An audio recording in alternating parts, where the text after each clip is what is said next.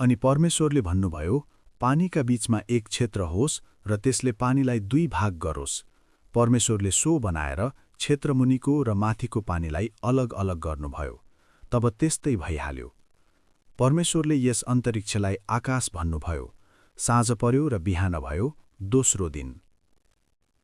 अनि परमेश्वरले भन्नुभयो, आकाशमुनि भएको पानी एक ठाउँमा जम्मा होस् र ओबानो भूमि देखा परोस्। तब त्यस्तै भइहाल्यो।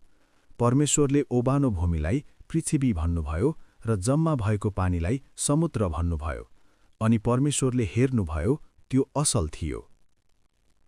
अनि परमेश्वरले भन्नुभयो, भूमिले वनस्पति, बिउ हुने बोट बिरुवाहरू र आआफ्नो किसिमको बिउ हुने फल फल्ने वृक्षहरू पृथ्वीमा उमारोस्। तब त्यस्तै भइहाल्यो। भूमिले वनस्पति, बिउ हुने बोटहरू र आआफ्नो किसिमको बिउ हुने फल फल्ने वृक्षहरू उमार्यो। अनि परमेश्वरले हेर्नुभयो, त्यो असल थियो। साँझ पर्यो र बिहान भयो, तेस्रो दिन।